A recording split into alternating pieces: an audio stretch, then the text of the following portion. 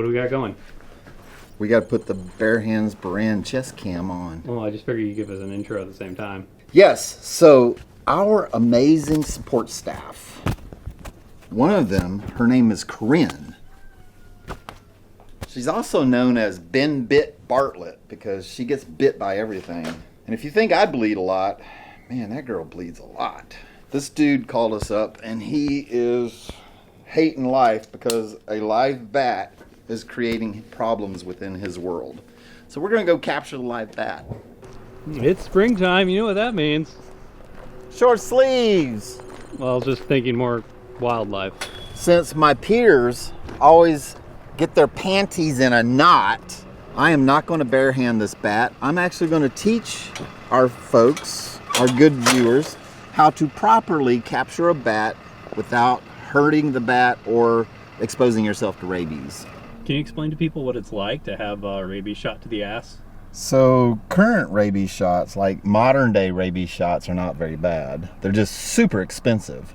$3,500 for one shot. And most people have to get 6. But back in the day, in 1985, I've got a full series of rabies shots. That was 2 in the abdomen, 2 in the arm, 2 in the buttocks, 2 in the thigh. I had to do spread eagle against the wall and 1 corpsman in each arm and 1 in each buttocks, and they gave me the shot all at the same time. That's just how we do it in the Navy. Hi, it's John. Hey John, it's Michael Beran with Wildlife Command Center. Hi Michael, how you doing? Hey, we're doing really good. Hey, pulling out right now and heading over to you. I just wanted to give you a heads up. We're about 25 minutes out. Yeah, that's awesome. Our little friend is still asleep on the window, so. All right, well, we'll come in there and help you out. And then I'll do a full inspection on the property to see if this is just a one-time deal or if there's some larger colony somewhere. Oh gosh, I hope not. But yeah, okay. All right, sir. Thank you. Do you use your net? No, you don't use a net. I thought you said you weren't going to do it barehanded. I'm not. I'm going to use this container. If you guys didn't know, the World Chess Hall of Fame is in St. Louis. Ta-da! Morning, John. How are you doing? You've got packages. Oh my God. You've got mail. We got a ton of mail. I know. So I'm Michael, and this is Cole. Hi, Cole. How you doing? Hi. You know, one of the reasons why you'd want to hire a professional to do it is because I've had 5 series of rabies shots. So although there is no immunity to rabies, I'm very unlikely to capture rabies. So anyway, we're going to get up here and we're going to just show our YouTube audience exactly the proper way to safely remove a bat if for some reason you can't get somebody to help you. All right, we're going to use this little plastic container. You can definitely use any type of plastic container, Tupperware, an old buttered cup, anything that has a lid and something about this size. So what kind of bat is this again? So this species of bat is called the big brown bat. They have a very short tail that's enveloped into a fleshy like basket so that they can capture insects. It's also how they drink. They'll fly down and scoop up water out of a swimming pool or a river into that little fleshy basket. As they're flying, they'll bend down and drink out of it. If they capture something, a moth or some type of fly, some type of insect, they'll capture it with their back feet in that little fleshy net. And then as they're flying, they'll bend down and eat it, and then they'll land somewhere about halfway through the night. They'll digest their food, they'll poop, they'll pee, and that's why they make such a mess on people's porches. So like what percentage of bats actually have rabies? Like is it really a large issue? So rabies in bats, it is a big issue because bats are such a high temperature creature. Like their normal operating temperature is 103 degrees, all right? Rabies is a high temperature virus. When the rabies virus gets down around the 70s, it's a high likelihood that it'll die. Around the 60s, it is going to die, the virus itself.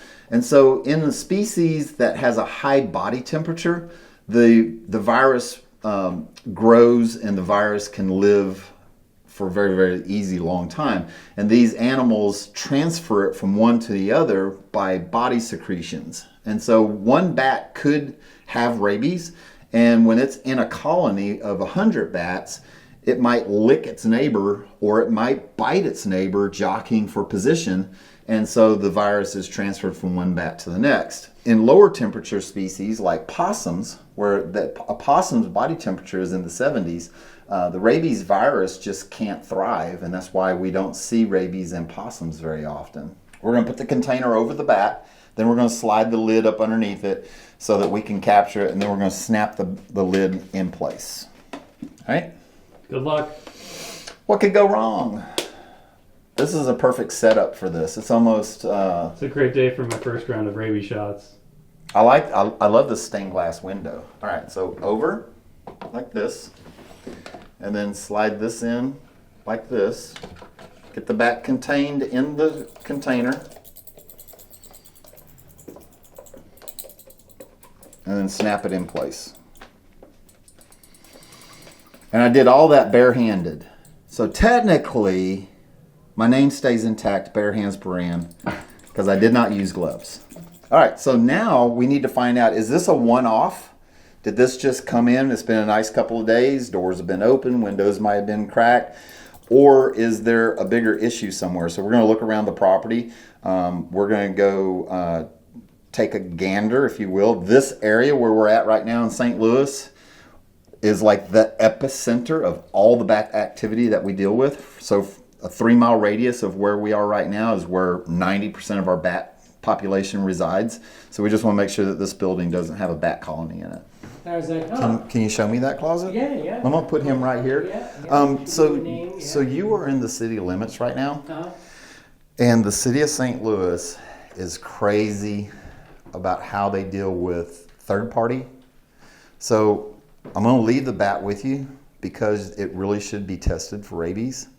And so you've got to call City Animal Control, St. Louis City Animal Control. They come out? Sometimes they can come out. You can say, hey, I got this bat captured. The thing is, there's 7 questions they always ask. Was someone asleep in the house while the bat was in the house? Was anyone under the influence of alcohol or drugs while the bat was in the house? They'll also ask, was anyone mentally impaired in the house? Were there any pets in the house that have not been vaccinated? And was anyone bit that we know for sure? If you answer yes to one of those questions, then he needs to be tested. Yeah. He's not going anywhere. You can put tape on it. There's plenty of air comes in from the sides there, and he'll be fine. But Yeah. I can leave him on the porch. That doesn't bother me. In the county, they allow us to take them, but if it's in the city, the homeowner has to take it. Okay. So All right. just to let you know, if I was you, I would get it tested. So we always have issues with these add-ons. Uh-huh. Always. So this crack is big enough for him to get inside. Really? Yeah, Just squeeze through that? very easily. This crack is plenty big, and that's where I will bank money that he came from. Do you guys have like a standardized bat service? Is this like what you're doing right now? So this is our live bat removal. So we do just bat inspections where somebody suspects that they have bats, like maybe they saw a bat on their wall outside or crawling into a hole, or they go up in an attic and they see that they have bats. So we'll come in and do a bat inspection. Dead bat removals, where there's a dead bat in a house. Usually that's when a real estate agent is selling a house and they find a dead bat inside. And then we have live bat removal. After all the inspections are done, stuff like that, we do what's called a whole house bat proofing. Put a one-way door in, we exclude the bats, we evict them. Once they're all out, then we'll come back and fix that. And so that way the house is completely sealed up and bat proof. Then we'll clean up the mess. All the bat poop that's in the attic, all the insulation that's damaged, we'll clean all that up and put brand new insulation back in its place. Because it's not just about rabies, but their poop has a lot of zoonotics, I've learned from you. The worst of which is histoplasmosis, which can affect the lungs in humans. When a doctor tries to diagnose it, it looks like pneumonia, which is a bacteria, but it's actually a fungus. And so they start treating it for bacteria, and it goes on, a long hospital stay, and then somebody finally goes, wait a minute, this antibacterial agent that we're using to treat the bacteria is not working, it must be something else. Then they find out it's a fungus, then they start treating it for fungus, and they resolve the problem. However, that chemical is very, very harsh on the human body that they need to resolve the fungus. So histoplasmosis is really bad. If you got bit, you probably were exposed. if it's flying around while you're sleeping, you possibly could have been exposed. Right. However, rabies is such a serious virus that whether it's possible or probable, it should be dealt with, and so the bat should be checked. I mean, would you not know you had rabies? No. You don't know? No. I mean, when does You're not even going to know I've been bit by a bat, and I saw it bite me, and I still couldn't even find the bite mark. Well, like, when do symptoms start to kick in then? Before 21 days. When it's too late? Oh, yeah.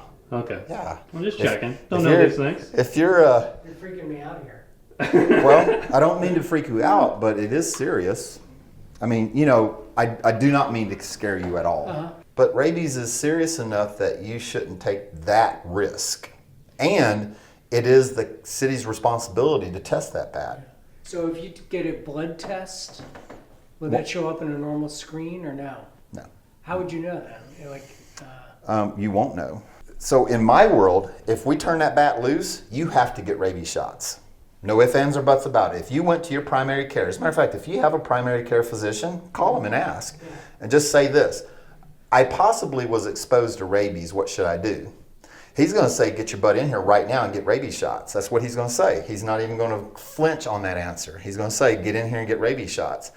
And then if you tell him, well, I still got the bat, can I just have it tested? And if it's negative, like, not get the shots? And then he'll say, yeah, if you get it tested and it's negative, then don't get the shots.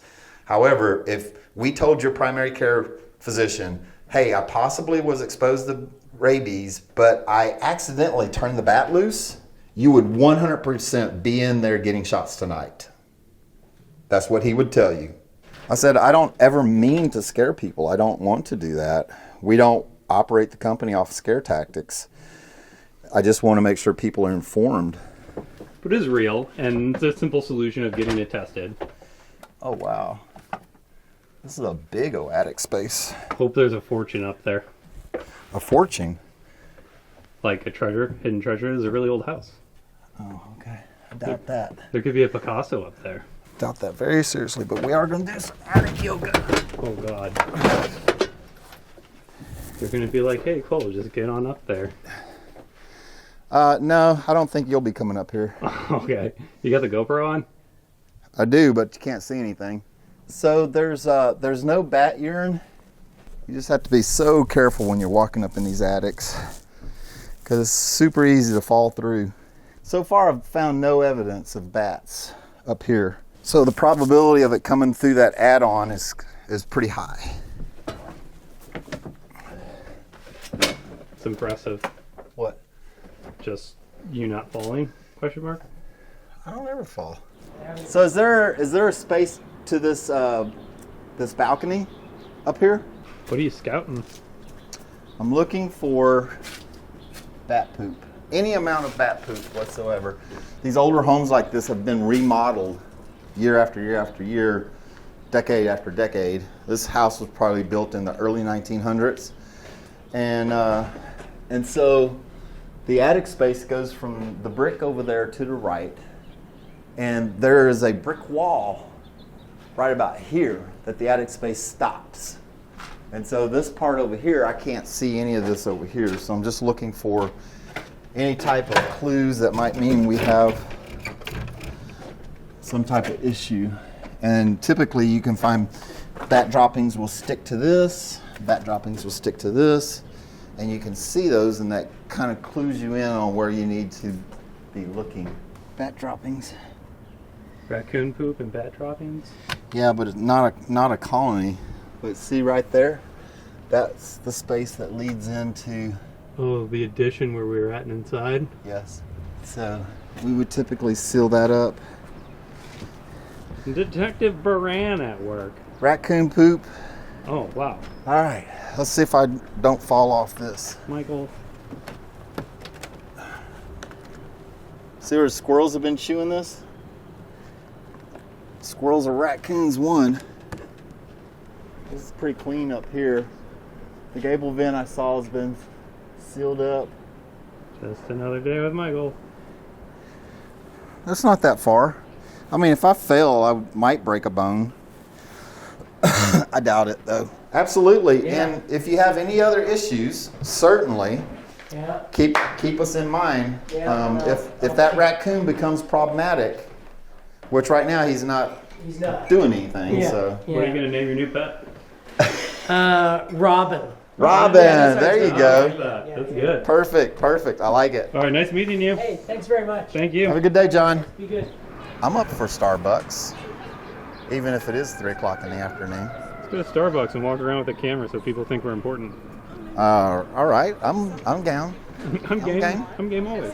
I'm always game. Look at that cool car. Wow, That's that's really pretty sweet. cool. Hey, I you like should that. subscribe. Okay, bye.